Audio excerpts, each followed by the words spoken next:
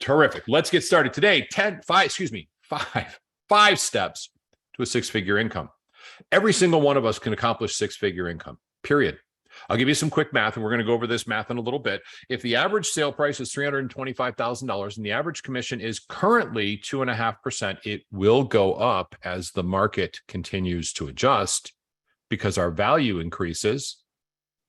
So it will go up, but currently it's 2.5%. That's our average. It'll take you 12.3 homes sold, about one per month, to reach your mark. Now, I will let you know that that is actually not the average sale price. The average sale price is higher than that at this point. And I don't see, as a whole, over the next year, the price is going down. I do see them flattening. And in some parts of the country, if you're in the Rust Belt, the central part of the United States, Oklahoma, Kansas, Iowa, I think that we may see an adjustment. You may see adjustment in some of the bigger cities as they're actually losing population. But I think that but that's probably not for another year. So it's a different conversation to be had. We'll actually be covering that in just a few minutes. Hold on one second. Mitch, I'm on a call. Can I call you back when I'm done? I do a class every morning. All right, bye. Sorry, it's one of our business partners we're putting together a large event for everybody. What we're going to cover today is how to get you to a six-figure income. And there's some things we have to start with. Now, you have a syllabus for this entire class, and all the links and everything I'm going to show you is in that syllabus. That syllabus is dropped in the chat box. It'll continue to be dropped in here. Pull it off, save it for yourself. If you're unable to get it, it is in the workplace group, in the GPS Global Partners workplace group. You'll see it in the file will be there. It's also in the daily downloads on the GPS Global Partners website, which is gpsglobalpartners.com. You can go there on the very first page, bottom left-hand side is the daily download. Joe, thank you very much for dropping that file in yet again. I greatly appreciate it. All right, let's jump in full on. Why are you in real estate? I ask that question to everybody all the time. And I want you guys to think about the answers to that for yourself. Why is it that you're in real estate? What is the reason you're doing this? And your answer is authentic and it's yours, and that's all that really matters. But to have a clear understanding of your why is real important. When I say that, what is the end result? What's going to happen if you're successful in real estate, if you're reaching your personal goals in real estate? For me, I will tell you, it means I'm going to live on the back end of a pointy boat, and I'm going to sail around the world and spend half my year sailing, and I'm going to teach classes by doing it. That's my big why. That's what I want. I want my family safe, and I want to have the freedom to do what I want, where I want. I don't know what your why is, but I happen to know that requires my numbers, and I know how to figure out my numbers. So I actually put together, and in this box, let me share this with you guys so you can see it. There's a worksheet that you can use, and this worksheet looks just not anything like that. Looks like this. You're all able to see it says, what is my income number? Thumbs up, right on, cool. So in this reference, this is the page we're working on. This is the worksheet, what's your number? It's pretty simple. Everybody has a financial number, and you need to know what that is. If you place that number up here, your average commission, if you're on a team, great. If you're not, you put down no, and you keep 100% of your commission. This will tell you how many sales you need to have rounded up to reach that goal. It'll also tell you roughly how many contacts you'll need to make per week with people you don't know. Folks, if you haven't figured this out, real estate is a contact sport. And there's a couple different ways you can do that. You can either communicate with them yourself, or you can invest money into marketing. Both are valid, both work.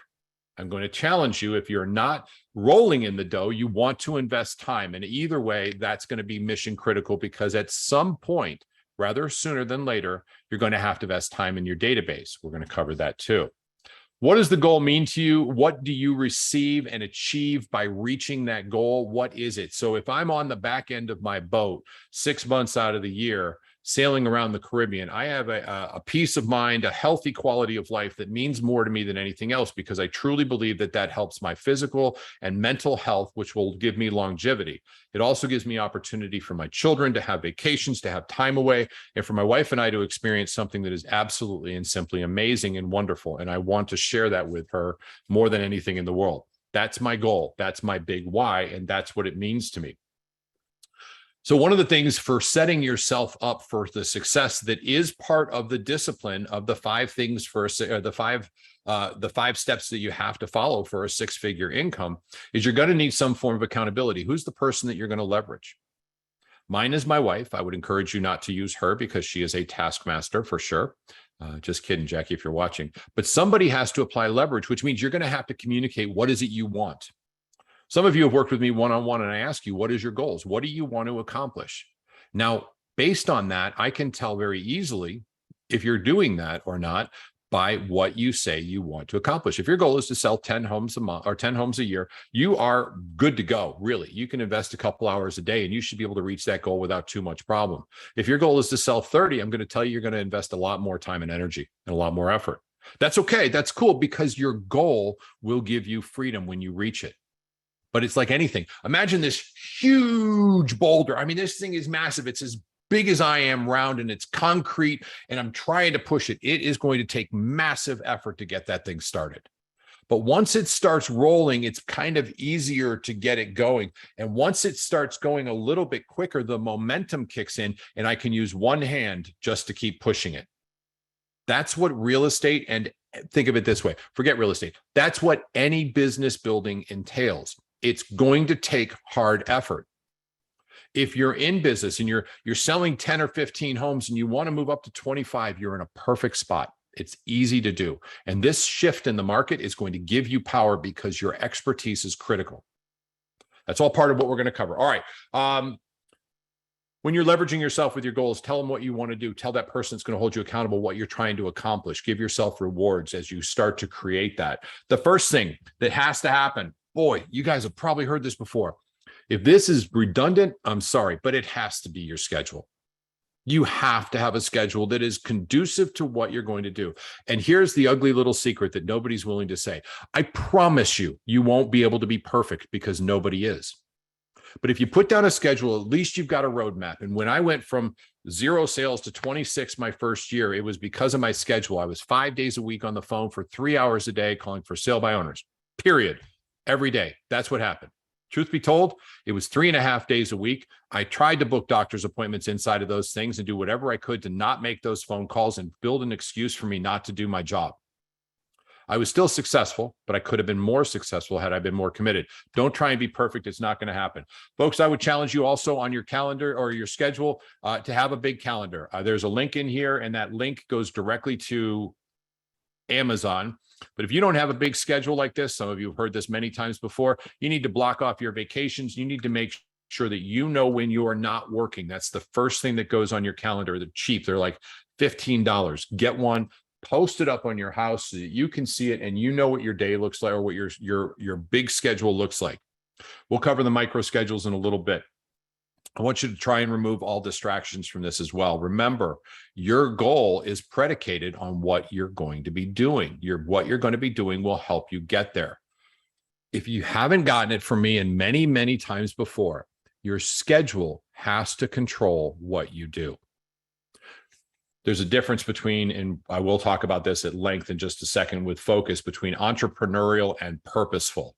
For those of you that think you're entrepreneurial, awesome. That's great. That works wonderful when you're outside figuring out how to create a planter to go in your backyard.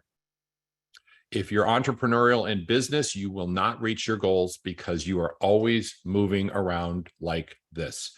Purposeful is I have a map, I have a goal, I have a plan, I'm taking action on that plan based on following it. All right. Again, get rid of the distractions. There is a link in there as well.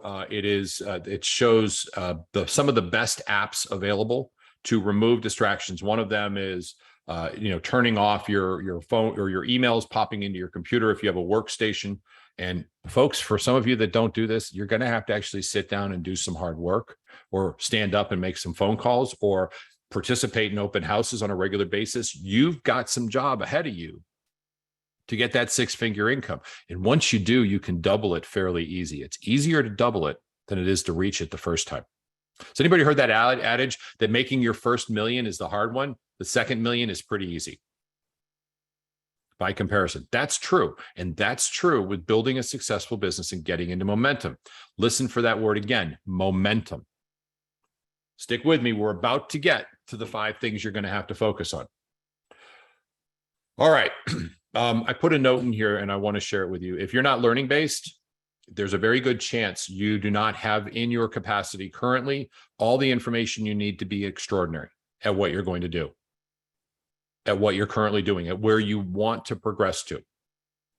Okay. You're going to have to continue to be learning based. You're already there. You're on these calls. When you're on a call, by the way, one of these calls, I want you to make it a commitment that when you choose to be on one of our morning mastermind calls, I want you to pick one nugget. Say, I'm looking for one thing that I can apply that's going to change the trajectory of my business, that's going to move it forward, that's going to make me progress, that I can apply as an actionable item. That's your mission in everything you do. If you go to an event, get 3. That's enough. And then take action on that. Okay. This is not a game. Real estate is not a game for those that sit back and wait and wonder. It is a game of action. And I promise you, you will get closer to success the more you fail. Y'all hear that? The more you fail, the more you don't get that listing, you're that much closer to being a perfect listing agent that you can list a home every time.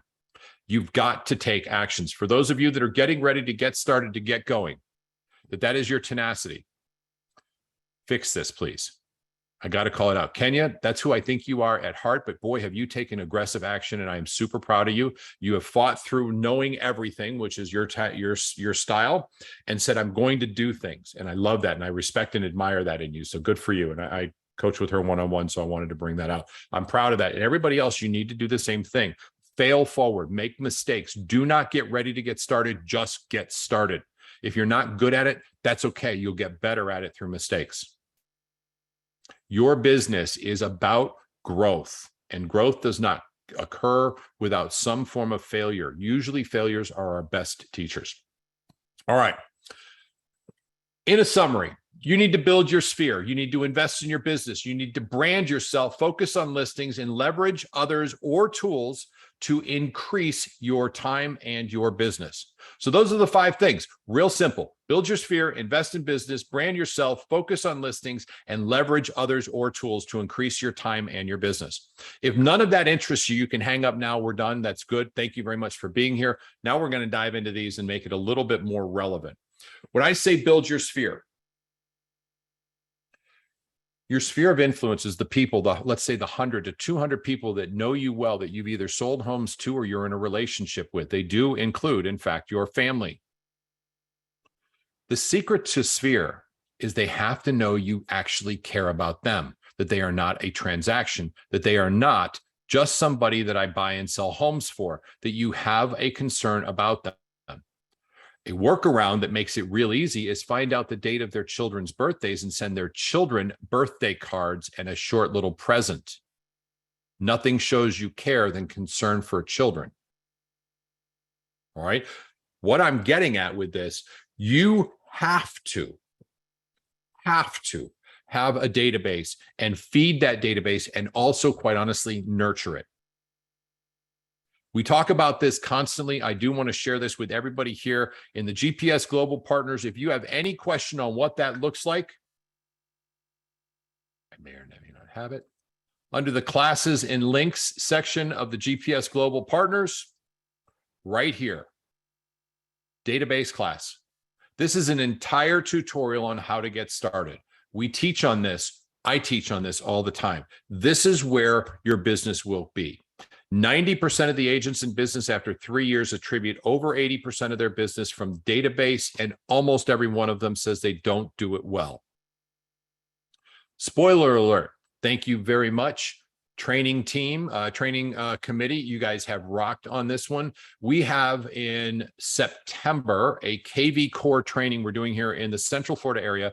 We're going to do everything in our power to make sure that that is zoomed out, that it is available to every single person. And it's going to be covering KV Core and how to use it at a high level. I will be rolling out at that point the 10 days of pain for any new internet-based leads. And it's a 1-year follow-up that's copy and paste. It'll be available for everybody. That is in September. You'll hear more about it. And our mission is to make sure that it is live streamed, so anybody, regardless of where you're at in the country, can hop on. And it's at a reasonable time, so it's not 7 a.m. in California. Okay. Do you have an action plan for feeding your database? Do you have a strategy to put new people into your database? Do you have a long-term follow-up plan with your database that consists of at least 40 touches over the course of a year? Here's a little secret for you. That in itself is going to take you about 45 minutes a day. Okay, that's the investment in time I'm looking for your database, where most of your business will come from. If you are doing open houses, I promise you, the people you talk to, the people you're in relationship with, the people that become friends of yours, you're not trying to sell a house to them, which you are, of course, if that happens, you're really trying to make sure that you're there to support them because you have an amazing group or amazing database of tools, of trades, of people that they need. You're a connector. And your database is your business. For anybody that wants to get to 100 or get to 10 transactions, 12, and turn on that $1 million, I would encourage you to go through your phone and through Facebook and say, who do you really, really like in this world? Who are the top 50, 100, 150 people that you genuinely like and care for? If you don't like them, they shouldn't go in your list. In that action alone, that will take care of probably 3/4 of your entire 8 or 12 transactions you need. Just by following up with them consistently on a daily basis, strategically, purposefully, not entrepreneurially. And the database class will show you how to do that. And we talk about that constantly. How are you engaging with new people that are going into your database? We've done classes on this. There's lists for it. I have not, unfortunately, attached it here, but I will because there is a very, very, very systematic way of adding them to your database. And it's simply a matter of following your schedule and what you're supposed to do. I use KV Core. It tells me what to do. So I apply an action plan and then I just open it up and do it. I am purposeful, not entrepreneurial. What if I tried this? What if I got a pie and I cut it into corners and forget it. Be purposeful. Do what you say you're going to do. Has anybody here told me or listened to me talk about when you're working on your business, you should have time blocked on your calendar that says working on business. It's WOB, WOB. If you're working on your business, do not put in what you're going to do on your business this morning. Don't put it in this morning. So this is what I'm going to work on because it'll be like get a bonbon and go sit by the TV. That's what you'll put in there. But tell yourself what you're going to do tomorrow and the next day and the next day. If you do that, you're going to figure out that all of a sudden working on your business has a brand new way of looking at it. It starts working the right way. Let's see if I can show you what this looks like. I can't, not today, because Tuesdays, I don't have anything on there. But we're all right. Yeah, I guess I can. Nope, I can't. But anyway, you need to have, I've got working on my businesses from 11 to 12 every day. That's when I do my working on my business. And I fill in the next one and I'm busy today and tomorrow, but on Wednesday or Thursday, I'm working on my business and I'm working on my database. And then on Friday, I happen to know that I'm doing the 10 days of pain to making it perfect. That's the stuff I want to make sure I can give to everybody. What are you doing for your business working on your database? Your sphere of influence is going to be where your business comes from. I guarantee it. I'm going to call Karen. Karen, would you do me a favor and Deep as well? I'd love for you guys, if you wouldn't mind, just because Karen, you're young, Deep, you're old, but you are a little longer in the tooth than perhaps some of us in the real estate business. Would you agree, Karen, I'll start with you. Would you agree that a vast majority of your business after a couple of years has come from and continues to from your database? Yeah, I would say 85%. Now, you're an instructor, a licensed instructor in real estate, and you have a license to teach real estate to brand new agents all through here. You coach everybody, you coach people constantly, and you're surrounded by some very, very high level real estate agents that you call friends. I know that to be true. Where do you think most of their business comes from?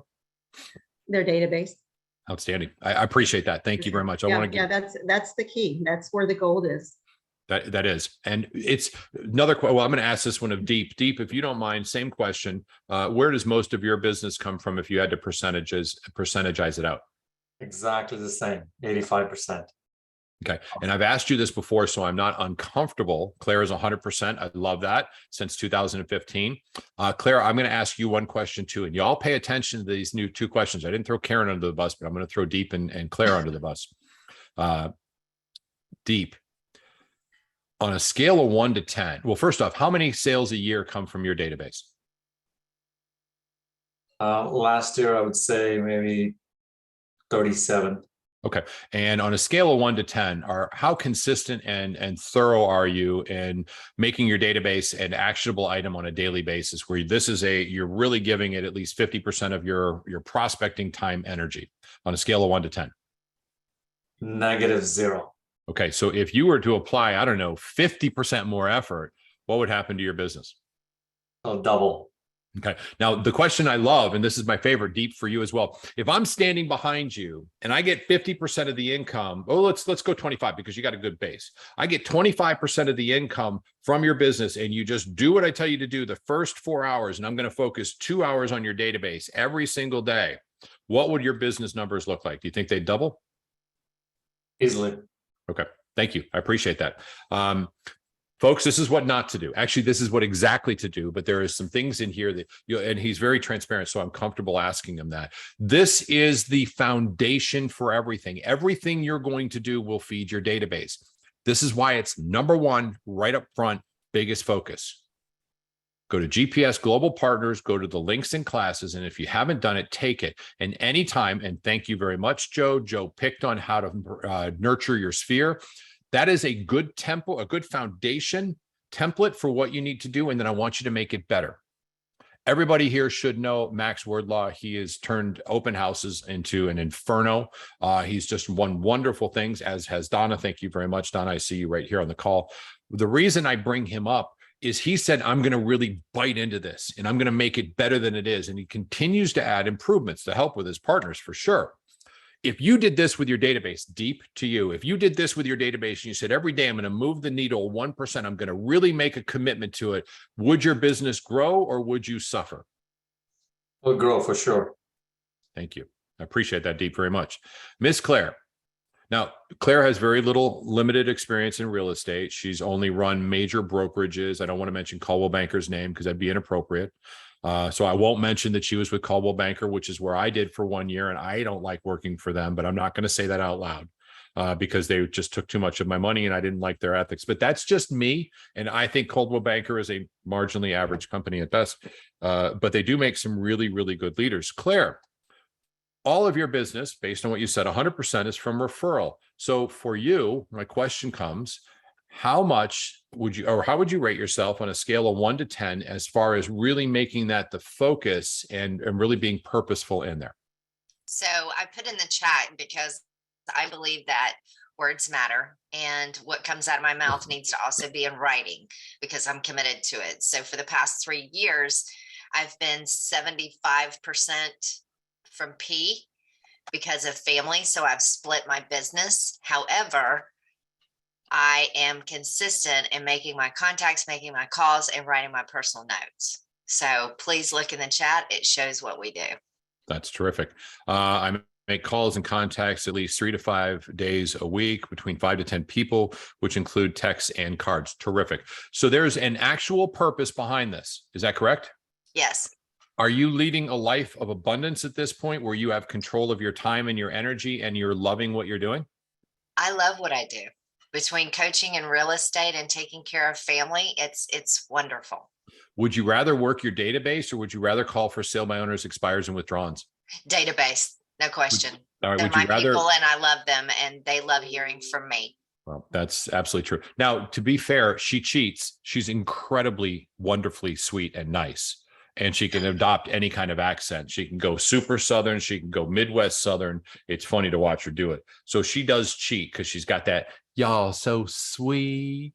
You know, I mean, Now you let me just hold up a second here, Mr. George Philbeck. I just Oh my want to encourage everyone on this call that we should all understand DISC profiles. So it doesn't have to do with me changing my accent. It has everything to do with making sure that the person that I'm speaking with feels important and is important.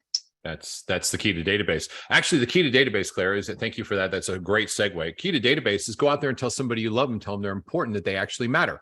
I say it every day. That's how I finish our calls. That is database 101. You are not calling people to say, hey, would you refer me? I want you to call people and say, hey, I think you're awesome and you're important. How can I help you? What's going on? Tell me about what you're doing. Ask more questions than you talk. It's funny because I talk all the time on these calls and it's difficult for me to get into listening. And you all need to be very, very adept at listening. I had a friend of mine, Alec, who's on the call as well. Alec, I'm going to jump on a different topic, but he gave an example that I thought was great.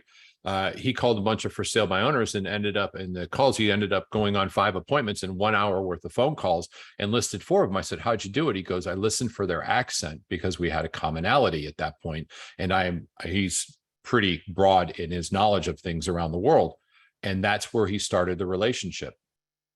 Well, he started into the database, but think about it. Claire just talked about the DISC profile. How do they speak? What's their cadence? There's some great classes in here. All right, let's jump on to that. We've covered building our sphere. Invest in your business. There will be time to celebrate. This is build time. And unfortunately, it's probably going to take a little bit of money and effort. That does not mean you need to invest in lead generating. Although if you choose to, great, but make sure you've got enough for 1 year, if not another penny comes in.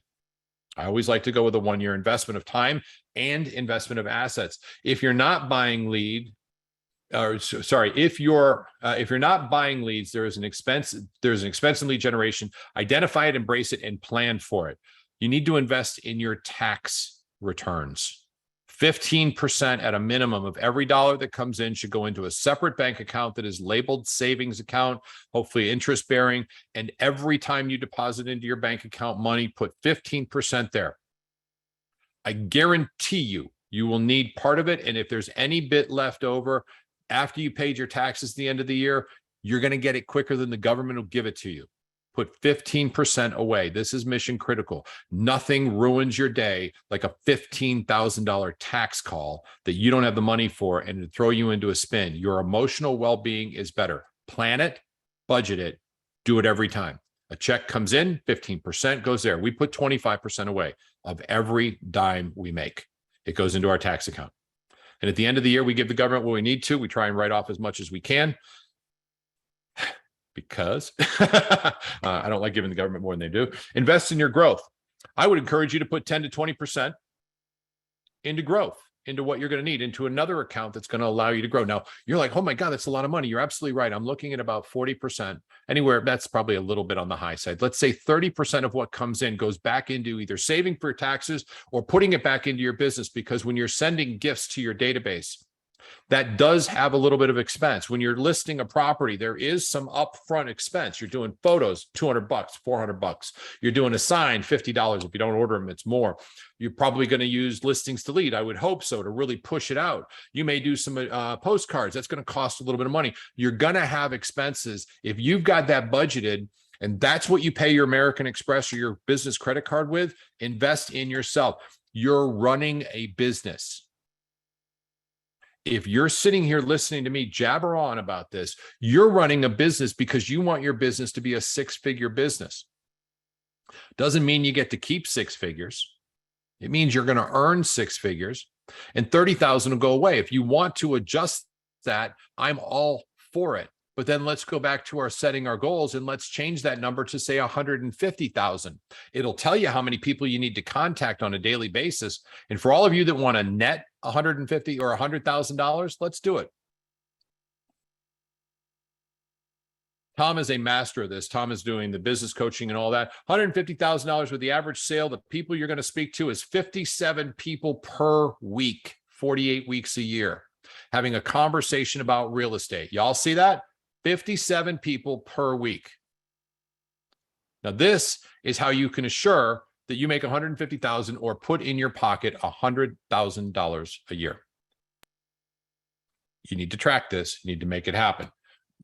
Invest in your growth, as we just covered, putting that money in there. Tax account, a business account, and I would encourage you to have a growth account, which is or a savings account where you're going to put the extra money. Your goal is to collect as much money as possible. That's it. That's how we grade ourselves in real estate. This is a business, run it like one. Don't make stupid investments. If you do, great. Learn from it. It's your first failure. Failures help you to succeed. If you invest in something, we invested in Zillow. We're going to buy leads from Zillow. My wife and I did. We were not committed to the outcome and we didn't have systems put into place. That's okay. We invested $7,000 a month into Zillow. It turned out to be a massive failure for us because we did not say, hey, we just lost a lead that was a good lead, or we're not getting the conversion we want. We didn't impart systems. We didn't work on building our business using that as an example. We ended up losing $35,000 in Zillow leads. Okay. That was a very expensive 6 months. Now, I'm telling you this not because it doesn't work, because in fact it does. Zillow leads will actually work. You can pay for them, but they're very expensive. And you have to convert them, and you got to be on point. Where we failed is we did not create a structure and a system. We weren't purposeful in that follow-up, and we didn't have accountability to each other. If somebody answered it, great. If they didn't, that's all right. Another one would come. It was really, really shoddy. I'm telling you, that was a failure. It'll never happen in our world again. If you're going to work on your database, if you're going to invest in your business, you might as well invest in branding yourself. It is important that you are known. And on this page, which I will gladly share for you guys to see, there are some links in here that I consider to be very important. Your Google business page and reviews. These are the links on how to find them. Your Zillow profile and reviews, your Realtor.com profile and reviews. I'm going to give you guys a quick tip on reviews. For Zillow, it has to be attached to a house. If you have a sale, great, collect one. If you are a partner with somebody, Donna, I'm working on it. I lost the email address. Otherwise, it's still on my to-do list. I won't let it go. And I had to refine the email address. I canceled it. So I've got to figure out how to log back into my account. Join somebody who is there, one of your sponsor. That's the person I would immediately say that. Say, hey, can I join your real estate team? Now you're no longer I, you're we. And we always talk about we. Anybody can be part of a team. We have 375 reviews. You want to be on our team? Terrific. I want you to go out and get reviews. Those reviews will stay with you. Why wouldn't you have reviews on there? Now, with Realtor.com, you can do reviews where somebody, you can write a review, you can copy and paste and drop them in. And I think I got this right. The recommendations have to be attached to a sale of a property. With Zillow, and I'm going to go back to that, Zillow, they are attached to a sale of a property or an activity. I stand corrected. If you have a friend of yours who you've given real estate advice to, they can actually do a Zillow review for you and say, oh my God, they're the most knowledgeable person I've ever known. We're going to buy a house. And they actually advised me at this point not to buy just yet. And I'm so grateful for them being truthful. This is the kind of people I want to work with that are not interested in themselves, but are interested in my well-being. It was so refreshing to find an agent of that caliber. A friend of yours could actually write that almost verbatim and attach it and say, looking for a house, but did not buy. That's one of the options in a Zillow review. At least it was last year when I looked at it. So get creative on that, but you definitely want to have a forward-facing persona. Is your website satisfactory? Does your website look appropriate? Does your website have your domain name attached to it? Mine's sosafilbeck.com. If you want to search it up, you're going to run into our website. And it shows Jackie and I, there's a video in there, and we had somebody do it for like a couple $100 because I don't know how to do that stuff. But that's part of the building, investing in my business. I need to do that. So do you. You have to have a forward-facing persona. If we can do it, you always see him, and I always call him Pierre because we have to keep his identity secret. He is probably the best I've ever seen at this. At some point, I'd love to have a private, non-recorded call with him talking about branding, creating your persona. There's nobody better, Tiffany, you know who I'm speaking of. If you're still on here, I think you are. She's just stepped away. Joe as well. RK is who I'd love to get. If we can invite him to do this, but it will have to be an unrecorded call and only in person with no recordings allowed because we have to protect him. Anyway, folks, you're going to need to brand yourself. And please get this page, take it down for you. The links are there on purpose.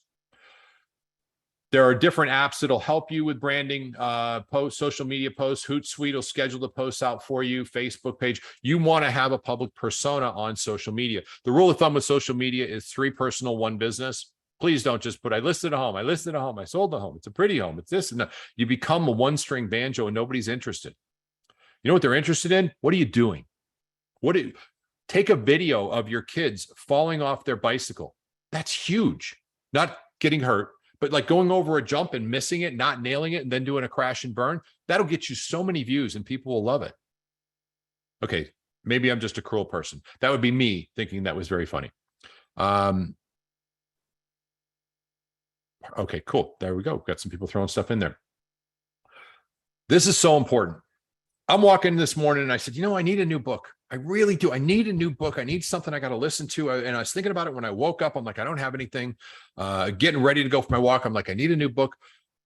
Say good morning to Jackie. Because after I went to the gym, I came back before I went on my walk and had a conversation with her real quick. Deborah brought that up. She sends me a message. She goes, here's 2 great books that I just found. I think you're going to love them.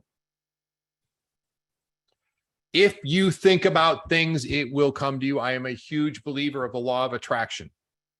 If you are down, go, oh my God, the world sucks. All I get is bills. All you're going to get is bills. And you may get bills, but these aren't bills. These are fun tickets that you got to pay out. If you put it out there that you are a listing agent. And your mindset is, I'm a listing specialist. Your bloody well social media better say listing specialist.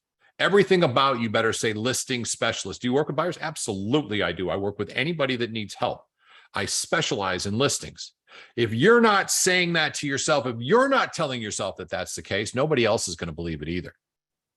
Every one of us needs to be an expert in listings. It's why we spend so much time on the listing presentations, how to manage a listing. In fact, if you want a fast refresher course on buyer and listings, this Thursday is Emerging Agents Boot Camp. This Thursday's topic is buyer side tools. What are the tools? Let's prep with them. Let's show them how they work. And next Thursday is working with buyers. The entire class is about working with buyers. The following Thursday is listing side tools and then working with listings. So it's literally here. It's going to be recorded as always. We have it on YouTube. Joe dropped the link in there. For anybody that has not done this, please go in here and subscribe to this channel, please, just so that it shows up in your email when we get a new class. You got it. It's at your fingertips. Share it with friends. Who cares? There's no secrets here. You're all listing activated. You are listing, or excuse me, you're listing agents. Your mindset will open up something called your reticular activator. Has anybody here said, I'm going to buy a Mustang, or in my case, a truck, and then all of a sudden, all you see is Mustangs, or all you see is trucks? The reason for that is not that there's more out there, is that your mind says, this is important, so I'm aware. And it actually opens up your focus. We have a narrow focus on what we're doing, and trucks are zipping by me as I'm going here, but now I'm interested. I'm going to buy a truck, and I'm shopping on trucks. Oh, there's one, there's one, there's one, there's one, there's one. Oh, there's nothing right in front of me, but there's a bunch of them going by me. The same thing with listings. If you keep in your mind, I'm a listing specialist, they will start to show up. Not because you're drawing them to you if you don't want to get all touchy-feely, but because you're now aware and open to the idea that I'm a listing specialist. And there's some people out there, I know who you are, I'm looking at you directly right now, and you're afraid of the idea because you don't know what the hell to do. Screw it up. Go out there and fail. You won't let that happen again. And I promise you, that's the best lesson you can have. And once you fail, do what I do. Make sure you practice your listing presentation a lot more than you did when you failed, so that you don't fail again. That was the biggest motivator to me. I flopped, man. I mean, fat, flop, sweat, it was awful. And I never let that happen again. Actually, as a piggyback to my listing story where I had the flop sweats and the guy's like, it's okay, you're doing great. And the wife's bringing me a towel and a glass of water because I'm like so cotton mouthed out. I practiced my listing presentation again and again and again and again. I did it with my ex-wife, and she could actually do it verbatim. She still can do it verbatim.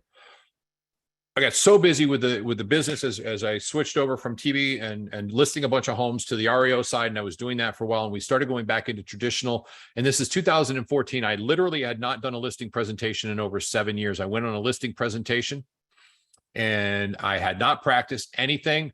I asked them, I said, are you interviewing other agents? They're like, yeah, as a matter of fact, we're interviewing Jenny Weimer right after you. She'll be over in about an hour. Now, Jenny and I were competitions, huge competition. She's an amazing real estate agent. And we were always number 1 and 2 in our office, and we competed. We were best friends. And the truth be told, I was number 1 and she was number 2. She's now number 1, and I'll gladly take the seat behind her because she's awesome. But I knew that she was coming in. I hadn't practiced it. I got flop sweats again. I'm like, are you freaking kidding me? Just she makes me nervous that I'm gonna lose a listing to her, which I didn't want to do. And I went back and I started practicing again and again and again and again. And in this case, it was my wife, Jackie, who was the one, and we weren't married at that point, but she's the one that had to listen to me go on and on and on about this. You are a listing agent. Practice being a listing agent. Listings make babies. How do you get there? Take a listing, then take another one, then take another one. We have an amazing business partner that's with us, and she shared this story. Liz Canonis she took a listing and she committed to knocking on doors about that listing. That's what she told them she did. She did it in the rain. She picked up 3, I think, other listings in that same community because she stuck to her word, but also because she decided to knock on the doors when it's raining, and people realize that this is commitment. This is an unfailing, unwavering commitment to doing the right thing. I was blown away by that. It's one of my all-time favorite stories. Remember, listings to leads is going to help you very, very, very, very much in marketing your listings, because a listing makes a baby, and you're a listing specialist. That is what your expertise is. You are a phenomenal listing agent. Tell everybody that. You love exceeding market values. You love great marketing, great negotiating. You're also a negotiating expert. Every one of you is. And if you're not sure, and I don't know if I am, go take a class on negotiating and become a certified negotiating expert. Listen to Rick Voss, VOSS. He's a chief negotiator, wrote a book called Never Split the Difference. It is phenomenal. He is inspirational. I will meet him one day. I'm putting it out in the universe. Last thing, leveraging others or tools to increase your time. If you want to get to where you're going, $100,000 is your GCI for the year. The mission is I'm going to reach that, because once you do, we can double it easily. I personally couldn't care less if you have to spend an extra $350 per closing to have a transaction manager handle it for you. I would rather your time and energy be on making sure you reach that goal and not on the minutia of transaction management. Done properly, a transaction manager can handle a lot of things for you. They cannot write your addendums. They will not print them for you, but you can tell them what to write. And that's where your mentor comes in if you're a brand new agent. But if you're an experienced agent, the best way for you to get back into business, if you're handling 15 to 20 files, is to get a transaction manager, a transaction management software or system, somebody to do it for you, and give them the money. And remember, this transaction is costing you $350. So as opposed to spending the 25 hours that month working on it, spend 25 hours talking to 57 people and we'll double your business. Deep, do you do your own transactions? That's a question I'm going to throw you under the bus on. No. You have somebody, oh, good, because 37 transactions. So Deep's mentor, partner in crime, and great friend is Bobby Baldor. Bobby does his own transactions. Now, Bobby's not on the call, so I'm glad to throw him under the bus. And some of you, Lindsay, will not repeat this to Bobby and Deep. I don't want him to know this. Bobby is one of those unique, weird people that can actually, and is so focused, he can handle 50 to 60 sales, does all his transaction management by himself, and is a hyper analytical control freak. He's a high D, high C personality. Really bad combination. I mean, uber bad. But boy, he can get that done. For every other person that doesn't have that disc profile, I'm going to challenge you to get a transaction manager and leverage your money to get your time, because your time is where the sweet spot is. That's where the big money comes in. You may want to consider getting a virtual assistant. You may not have Joe. Y'all get that? Anybody interested in trying to take Joe? I'm coming to your house. I'm buying you a dog. I'll let you bond with the dog. I'm coming back in 2 weeks and I'm kicking the dog. Leave him alone. Anybody reaches for Tiffany, I'm just going to shoot you. Okay, that was public. There, that's out there. Try it. I'll shoot you. I'm the only one that's bad enough to steal her from a company that I shouldn't have done that for. That's public too. Let's edit that part out. Okay. This is something that's interesting. Did you know you can pay your children to do work for you? Data entry, data processing, bundling postcards, whatever it is, you can pay them. And in fact, as long as they don't make over $12,000, they don't pay a penny in taxes. We pay our children because our children do modeling for us. They do data entry. They do everything else. Claire has a gun. Everybody know Claire has a gun. That is on video. That is Claire Autry living up in Palaka, which is north of Canada. And she has a gun. And she's also wearing a dressing robe, I think. Claire, are you in a nightgown? Okay, so she must be enjoying her life, walking around with a I shotgun. am not in a robe. I'm in a sweater from Cape San Blas and my tennis skirt. Okay, just double checking, because that robe would have been, you know, I mean, that's a little bit off hook. Aaron, I'll call you back in 15 minutes. Okay. Pay your children. So as I say, we pay our children, we do that. And then it's funny, sometimes our children decide they want to buy grocery. So we use their debit card. Sometimes our children want to buy their own clothes, so we use their debit card. Now, remember, there's no taxes being paid on that because they make under $12,000 a year. So I actually write off the expense by paying them, but they don't have to pay any taxes. So that $12,000 would have cost me $12,000 times 35%, or roughly, higher math, $15,000. There's a $3,000 plus or minus savings in there if I use their money, not mine, Why aren't you doing that? Pay your children. That's part of the leveraging. There's productivity apps that you need to have as well. For everybody here, show of hands, the people I can see, I'm going to ask a question, so be prepared. Got a question here. If you're driving down the road, is there an app on your phone that you can immediately click with one thumb and then press a record button and capture your attention or capture your thought instantly, under 3 seconds, to get that thought into something? Show of hands, who has that app on their phone, uses it all the time? Okay. For all of you that do not, I'm going to challenge you that you need to do that. It is absolutely critical. And here's why. You have great ideas that last 10 seconds and then they disappear. Some of those great ideas are the ones that are really the jewels, and some of them absolutely suck. But until you get a time where you can sit down and look at them, you're not going to know the difference between awesome and really bad. I use an app because I'm an iPhone guy. I use an app called Things 3. It is extraordinary. In fact, I'm going to share it with you because I think you guys need to see this, and I just believe in it that strongly. This is my Things app. This is my list of to-do bills. All this fun stuff has to be done. I actually have projects I keep over here that I'm actively working on. Tiffany, Joe, Jackie, and others, things that I've asked them to do that they're saying they're going to do. Tiffany and Joe, yep, I keep track of that stuff. This is a very powerful app, but it does come with like a $5 a month fee. Totally worth it to me. I don't care what app you use, but something you can literally grab your phone. This is real time. Just showing off that I can record that quickly. And it's done. That was my thought. I put it down there. I don't lose it. I go back later when I have time to really think about it. Does it make sense? Am I going to use it, or am I just going to delete it? In this case, I'm just going to delete it. Now it's gone. But you need to capture these because your jewels, your oh my God, I should do this. Okay, no, it's a stupid idea. Or maybe it's not. Maybe it's that one thing that changes your world. So I put out to the universe on a regular basis that on New Year's Day, New Year's morning, when I wake up, I have an epiphany. And I've been very, very fortunate that happens. And there are epiphanies that have changed my business dramatically. The first one is expanding into multi-units. I did that in 2008. I opened up 3 offices. We had 2 branch offices in our main office. And it's what allowed me to sell almost 1,000 homes that year.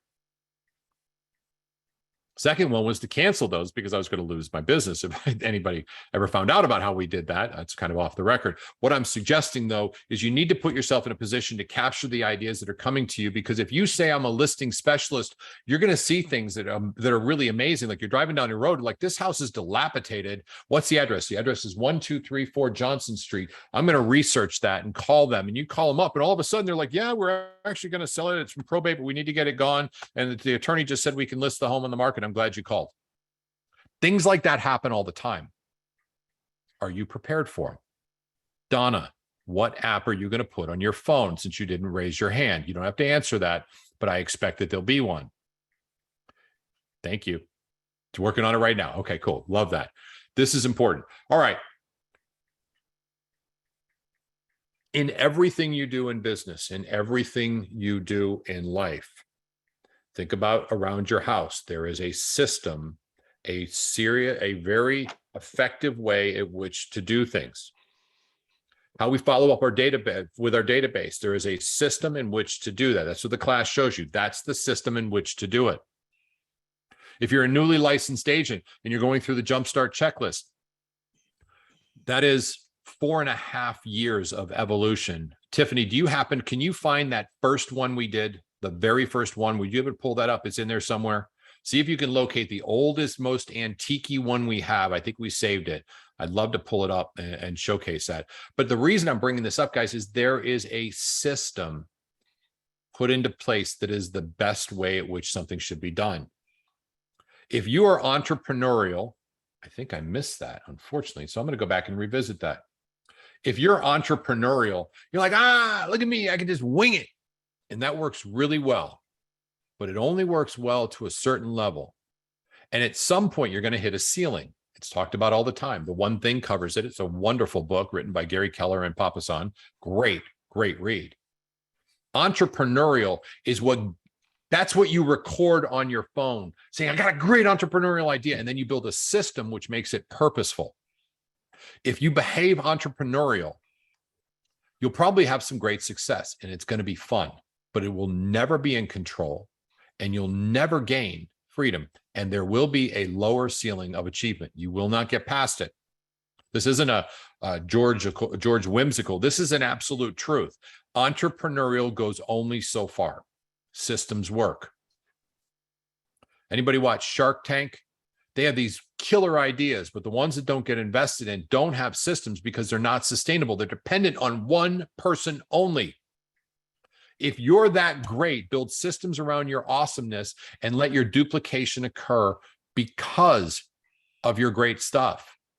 But remember, you're the energy of the machine at this point. It's not a bad thing. But the systems around it are mission critical. So if you're doing something more than once, it better have a system. That's kind of the philosophy I have. If we're going to do it again and again, there has to be a system behind it.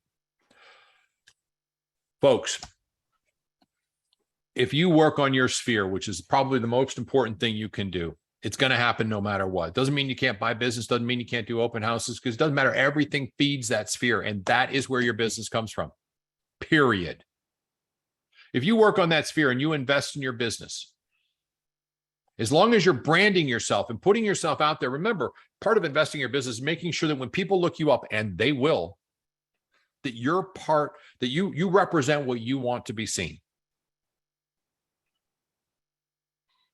Now, we have great division in this country, and this is not a political statement, it's a statement of fact. I think the country is extraordinarily divided.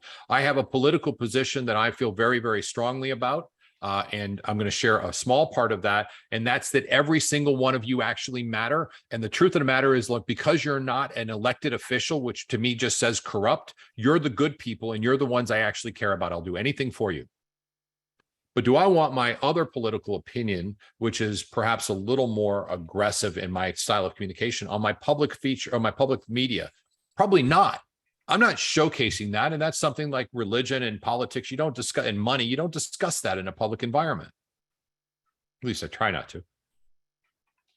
Thing is, what do you look like publicly? That's the branding yourself. You have to be aware of it, take ownership of it, because you will be researched. Every one of you needs to be listing based, where you're focusing on listings. You're saying to yourself daily, if it's not written on your board, you're wrong. You need to do that daily. I am a listing specialist. Your social media, I'm a listing specialist. Your business cards, I'm a listing specialist. Your blog in Zillow, in Realtor.com's listing specialist. It's important. You will open your reticular activator. All of a sudden, your vision of trucks isn't just what's in front of you. It's much wider. And it's like, oh my God, they're all over the place.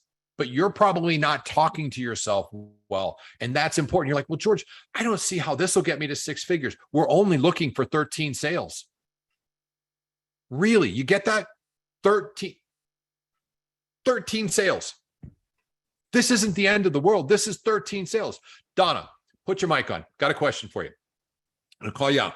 If you did an open house 20 times, 2 days a week, or you did 20 weekends of open houses on Saturday and Sunday, you door knocked around the open houses on Thursday and Friday, you put out 50 signs, you got a sign spinner, you really picked your houses fairly well. How many transactions, closing transactions, do you think you get from 20 weekends of really hard, good work doing open houses?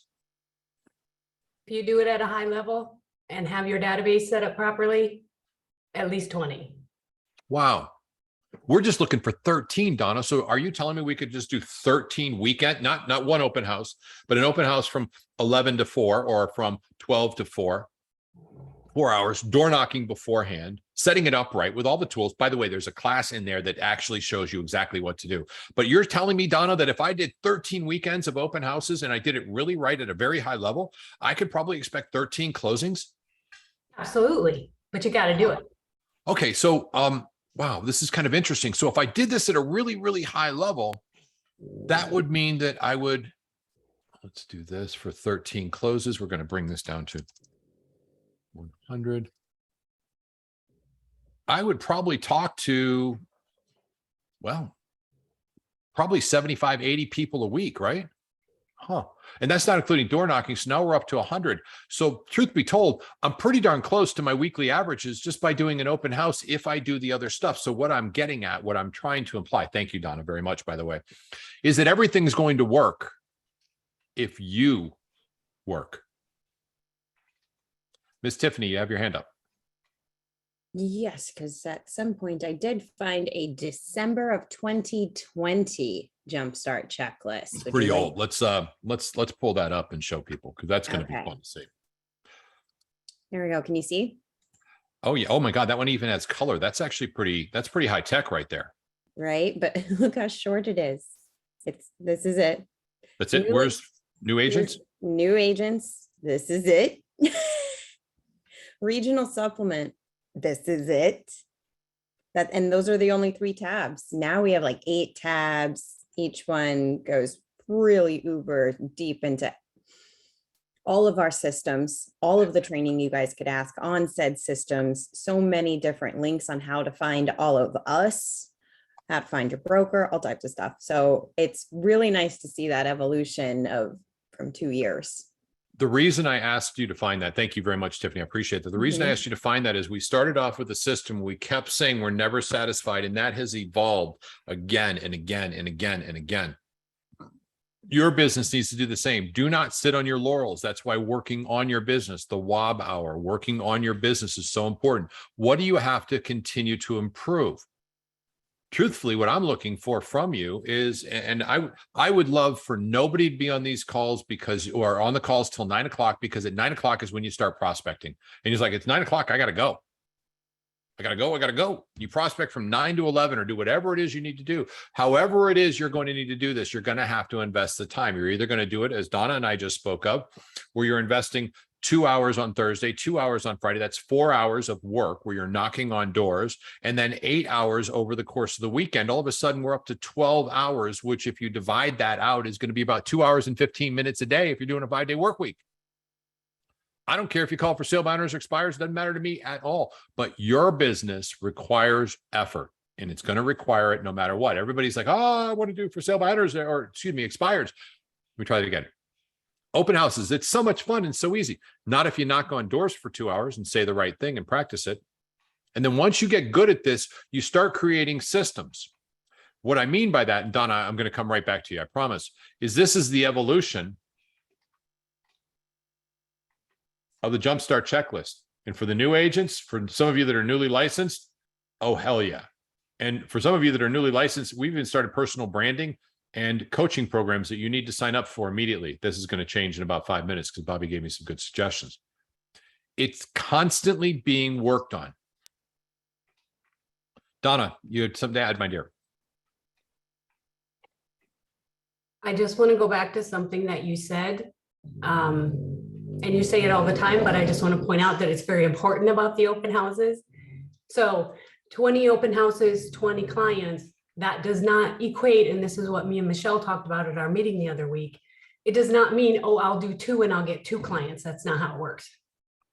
Good point. So just keep that in mind. That thing you said about, this is interesting. You and me came to this conclusion separately, by the way. If I do anything, I do it for a year. And if I can't do it for a year, then I don't do it. I love that. And I want to challenge every single person here. It's one of the things that if I'm mentoring a new agent or if I'm coaching a new agent, I said, I need you to pick 2 lead generation sources, activities that you're going to commit to for a year and get good at them. 2 maximum. One will get 60 to 70% of your energy. The other will get 30 to 40% of your energy.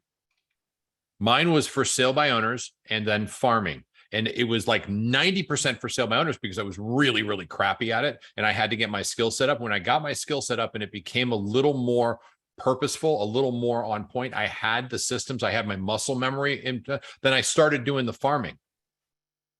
And I only farmed 120 homes. I had a 90% capture rate in those 120 homes inside of 1 year. Pay attention to that. I farmed an area with 120 homes. It got 25 to 30% of my energy, and I had a 90% capture rate of every home sold. And at that point, we were selling about 10 homes a year from that farm from then on for the next 4 years. That sink in?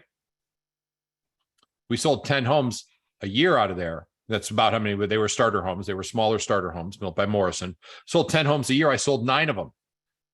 That was a heck of a lot of my business right there. The rest of my business, the other 20 or so, or 25 Homes came from for sale by owners exclusively. Whatever you do will work, but you're going to have to commit to it. And as Donna said, with open houses particularly, it's not, I do two, I get two. It is a full year commitment to being extraordinary. And the truth of the matter is, if that's your business, I want you to take off on Tuesday and Wednesday. Don't do anything. Go have fun. Do what you want to do. Remember that big calendar I was talking about? This is for sale by or open houses. Donna, please, I hope to God we can answer this right. You've got one of those calendars, correct? I had one of those calendars. Okay. It's in Minneapolis right now. I can show it to you. No, I didn't make the move. I'm sorry. I was that was, a good lawyer never asks a question he doesn't know the answer to. I kind of screwed the pooch on that one. Here's the thing though. If you're going to commit to doing open houses, I'd like to have your calendar up there, and I would like you to identify 2023's open house schedule right now. It's easy to do. You're not going to do it on Labor Day, Memorial Day. You're probably not going to do anything in December. You're sure not going to do anything the week before Thanksgiving. In fact, you're probably going to weight it pretty heavily with maybe 2 open houses in February, 3 in March, 4 in April, 3 in May, 3 in June, 2 in July, because you're so busy. Maybe 1 in August, but I probably doubt it. And I would start heavy going into them again in October, because that's when more traffic comes out. That's what I would suggest you do. And now here's the excuse. I'm going into open houses, but this is more mental at this point. Tiff, you got your hand up, and I'll cover the excuses in a second. Are you good? Okay, cool. I just saw it said your hand was up. Here's the thing. Well, I couldn't find an open house. Donna, have you ever heard that before? Just keep your mic on, because this is you and me now. We're going to have some fun with this. You're coaching people on getting open houses. It was part of what you were doing at a high level. Now, this is what her business model is. This is where she's focused her energies on, and she's become very, very good at it. Do you have people that come to you and say, "Oh, I couldn't find an open house to do"? All the Have you ever time. Okay, and then I'm pretty sure you probably asked them a question. Again, a lawyer, I don't know the answer to this one. Do you ask them, who did you call and when did you call and how many people? Yeah, that's my first question. What do they say? It varies, but it's usually, the important thing here is, it doesn't matter what they did, they quit. At some point, they quit, they gave up. Yep. I love it. That is so on point. That's the easiest and fastest way to say it. I will give you guys an example with Max. We had that same conversation, and he said, well, I just couldn't find one for this weekend. I said, well, then you weren't making enough phone calls, because this is your business model. Then you just quit on your business. And Max now is a avid student to the fact that he doesn't call on Mondays for open houses because they sell too quick. You can probably go back to that at this point, but he'll call on Tuesdays and then on Wednesdays, and he usually has a backup plan because it's going to happen no matter what. In your business, is it going to happen no matter what? Because that's part of what you have to do. 6 figures is easy to get to. It is 1 closing a month. Here's a secret. Go stand in front of a grocery store with a big sign that says, I'm an expert at buying and selling homes, and talk to 215 people that walk through the front door. So here's my business card. I'm an expert at buying and selling homes. Are you interested in buying and selling a home? One of those mathematically will say yes. Now, the truth is you can't do that every day, because they're going to kick you out of the store, out of the front of the store, usually in the first 30 minutes. So you can probably only knock out about 25 or 30. But you see people selling Boy Scout stuff, popcorn, and little gift cards. They have a mathematical certainty. If they sit at the right place and ask enough people, people will buy or be involved. The mathematical certainty is for 212 or 220, whatever the number is, if you throw up on their feet and say, I buy and sell homes, can I help you buy and sell yours? One of them's going to say, you just threw up on my shoes. Yeah, you're going to have to pay for that. So I need to sell my home. Let's do it. This is not hard to do. It takes commitment. Wow, you've heard this before. It takes it being on your schedule. If it's not on your schedule, it's never going to get done. If it is on your schedule, there's a very good chance it won't get done. And that's not your fault. That's just a statement of fact. Okay, it's 9:41. I have gone on way too long. I hope this was helpful. If you've got nothing out of this, get your ears checked, but there's something here for everybody. You can do this. 6 figures is easy, and it's not. Okay, it does take work. It takes discipline. But here's the cool part. Once you get to 6, we can double that next year. It's that simple. With a transitioning market where things do get into a little bit wonky, I want to give you some advice real quickly. You're going to have to put your shoulder into it a little bit more. It's going to take a little more effort than it might have taken a while ago. It is easy to fill a bucket in a thunderstorm. It ain't raining Yeah. right now. Claire? Nope. Okay, cool. I'm going to read through the chats and open it up for any questions or any comments. By the way, everybody do me a favor. Take out your phone if you're able to. Hopefully it doesn't just have me. Switch it over from speaker view if you can. Switch it over to the view where it shows everybody, because I got like all of y'all on camera right here. Take a picture of that, post it on whatever social media, said I just had the most amazing class that really kind of motivated me, or whatever positive thing you want to say. Tag me in it. I'd love to comment on it and talk about you on your social media post and the fact that you're learning based, but please do that. My name is George Philbeck. That's Philbeck. And post it out there. Let everybody know that you're learning based and you picked it up. And if you picked up something that's going to help a client, let them know. Because if they read it, they're like, oh my God, what a great class. I learned more about how to serve my clients at the highest level ever. Talk about you because you're awesome. Tag me in it if you want to, because I'd love to be tagged. And now open it up for anybody and anything. I'm going to read through some comments. God, you guys brought a lot of stuff in here.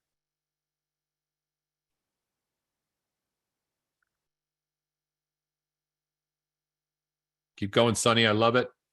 Alec Anderson. Alec's going to be teaching a class in here. Alec is a friend of mine and incredibly knowledgeable. He's going to be teaching a class. I was the gentleman I was speaking about. He had 32 calls, 5 appointments, 4 listings, 5 referrals in 31 days after those calls by coming from knowledge. And what he said, his financial knowledge and how to help somebody see that this is next Tuesday, actually. Joe, Tiffany, write it in there. Alec Anderson, we're working through the topics. I've asked him to talk slowly because I know you all think slowly. So sorry, I'm just kidding. That was an old Irish joke. I'm writing this note slowly to you, son, because I know you can't read very fast. That was the Irish joke. But he's going to be talking slow, but going through some things that will definitely help you. This guy is unbelievable. He now sells multi-door homes, 20, 30 unit properties. He can do financial things that I've never seen. He's got lenders going, how did you do that? Maybe we can even get him to show, this is true, by the way, how you can raise the price of the home, lower the actual payment for the buyer, and lower their out-of-pocket expense. That's next Tuesday, along with some other things. It should be a lot of fun. The Excel document, which one do you want, Kenya? And you increase the seller's profitability as well as net off of their loan repay off regardless of the commissions. So there's a lot to unpack in there. We're going to cover some of that on Tuesday, as well as some other things. Kenya, you asked me a question. I don't know what you're looking for. What Excel document? The Excel that you change the amount per year that you have. Oh, yeah. To sell. It's actually, it's a link inside of that document that you can pull right off your computer here. It's in there as well. All those things I put them in as links, so they're really easy to facilitate real quick. How simple is 4.1 calls a day? 11.4 calls a day. It's really super easy.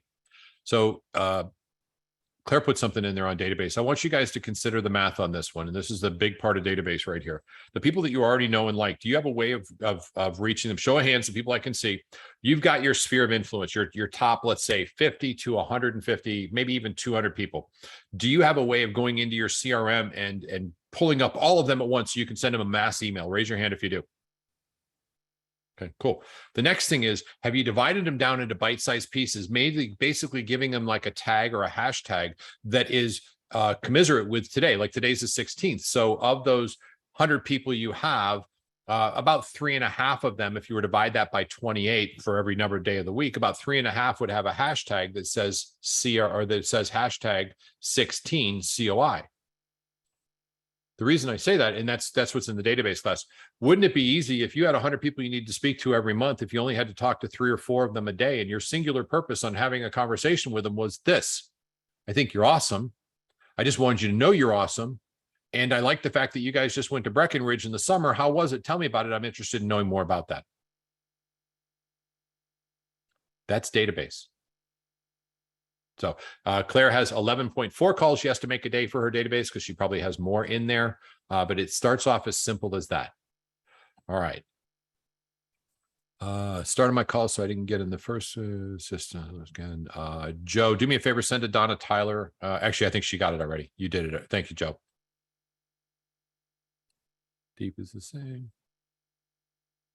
Pay your husband. Yeah, you can. But if your husband's making money, Deborah, he's getting taxed anyway. If he's not working, pay him $12,000 and it's completely tax free. But then you can also remember pay him $24,000 and it's like 4% tax. Just keep him below that threshold of what he needs with income. And why not pay him? Because it's a complete write-off for you. The taxes are paid through a salary base. And because he's not going to be taxed at a very high level, you cannot file jointly though. So be careful. And that's where CPA comes in because I ain't that guy. And Alethea, I think that's a great idea too. They can be any age at all. Holly asked this question: how old do they need to be as far as the tax paying your kids? They can be any age they want. You can have. Think about it. There are 5-year-old models. The little baby Gerber model was paid for her services because she was modeling as well. It is up to you for sure how to do it, and you can absolutely, without question, do this and save some money. Your accountant should be somebody that can help you with that too. If not, get a new accountant. Siri, that works too. Donna says she uses Siri for that. Oh, terrific. Training committee is going to be adding January, the taxes and businesses for our account. That's huge, Claire. Love that for you and all the training crew. That is awesome. Thank you. That's why you guys are in charge and autonomous. By the way, just in training, next month, in October, we will be doing a business planning clinic. It will be live streamed. We're working on the audibles and audio for that right now. I think I have a solution. We will be doing it here in the Central Florida area because that's where Tom is located.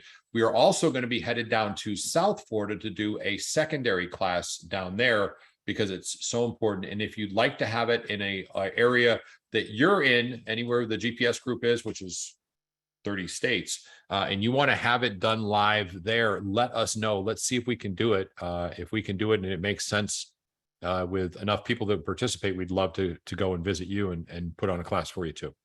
So just throwing that out there for everybody. Folks, it's 9:49. Some of you got stuff to do. Is there anybody here on this call who, and I don't have it in front of me, so I wish I could answer it easier. Anybody that's part of the social committee on the call? Do we have a call today at 10? Okay, so that's 2, and I'll jump on it because I think I may have doubled those up, and it's really just once a month for you No, guys. it was them. They requested it. Oh, terrific. Oh, cool. I thought I did it. All right, awesome. That's great. Thank you. I just didn't want to like force you into something that you didn't need. Thank you very much, Tiffany, and Kenya, of course. Thank you. Tiff, are you going to start that call off for him? Yes, I am. Okay, awesome. Are you a secondary host on that call? I feel like that's a trick question. I got to go to my Zoom account and check it out. I think you have to be. We'll figure it out right now. You're part of my my Zoom group, so you should be able to jump I in. should be. Yeah. Awesome. All right. Boca with Fred at Farmer's Table. Nice. That's where Sunny is. Way to go. I love that. Have a solution to the problem. Oh, I love this. This is from Alec as well. Thank you, Alec. Another great one. Have a solution to the problem. If no problem presents itself, then create one or dwell on the issues you have for the solution. And he's absolutely right. Did you all know that problems are the best way to create a relationship? Solving a problem is phenomenal. I do this on a regular basis. Jackie's gotten very, very, very good at this as well. When you're calling your clients, you call them up with this: hey, we got a problem, but I took care of it. I look for problems because if I can solve them, I can bring them to my clients, buyer or seller, and solve them, saying that's my job. I solution problems so you don't have to deal with it. I love how Alex put it. Find out what their problem is and solve it. If they don't have one, help them find their problem, because they really do. Everybody does, or they wouldn't make a phone call. All right, I'm hopping off. I've got some work to do. God bless you guys. Oh, Will, you first, bro. Hey, man, real quick, what you just mentioned is really kind of an amazing insight because, for me, it's been about eliminating problems. My clients never know there's a problem because I just handle it all and make it a very smooth process. And that's kind of been my model. No stress. When you work with me, there's no stress. I'm going to take care of everything. But that's kind of brilliant, letting them know that there was a problem that you took care of. Yeah, that's great insight. Well, you're solutioning what they don't want. And, especially when it's a big one. Listen, we had a problem with the inspection. They were coming back asking for $50,000 in credits. I told them, I said, listen, you know, we have backup offers, and I can't speak on behalf of the seller, but it is my opinion that if you want me to present this estimate for $50,000 in repairs, they're going to immediately cancel on you and go with a backup offer who is absolutely interested in the property as is. Are you sure you want me to present this? Well, let me check. Okay, they come back. So we'd like $5,000 credits. I'll do the best I can, but I'm not really sure. Now, leading into that would be this. Will, you're the seller of this one. Will, we had a problem, but I think I took care of it. The inspection came back. I can't show you the report because otherwise you would have to disclose all of that. And I don't want you to have to do that. And I haven't seen it because I refuse to look at a report like that. Are y'all getting this? Don't look at a seller's an inspection report. If you do, Do not accept an inspection report. Let Thank them you. verbally tell you what the issue is, because the second you get that report, you're on the hinge for every single issue notified by that professional inspector to disclose to the incoming client. You can use it as a seller or you can use it as a buyer in your benefit. Don't ever, ever, ever take that inspection report as a listing agent. please. Thank you, Alex. I appreciate that. So Will, back to you. Say, listen, you know, we had a problem. They were asking for $50,000. And there's a lot on that report. They told me a lot of items that were of issue, and they said they wanted a $50,000 credit for them. I hope you're okay with that. I told them that we would cancel immediately, and I got them down to $5,000, which seems pretty inexpensive because realistically, we probably should be paying $20,000. Are you comfortable with quick $5,000? We can have this go away, or do you want to do another property inspection where they're going to probably find more? That's a solution to a problem with an answer to the solution as well. And as Alex said, never. For all of you out there, if you're a buyer, if you're representing a buyer, send the full report. We'll cover that next Tuesday. If you're representing the seller, when they email it over to you, reply back to them. I have not received it. I am unable to open it, nor will I be opening that report. That is the property of your buyer. You can list for me items you want addressed. I would prefer that, but we will not be opening that report. If you open it, you own it. All right, 9:54. Joe, you got an onboarding call. Everybody else, have an amazing day. And I will probably see you guys in just a couple minutes on the social committee conversation, just because I'm dying to know how you guys are doing. And thank you very much. God bless y'all. See you real soon. George, I text you. Okay, thanks. I'll check it right now. Thanks.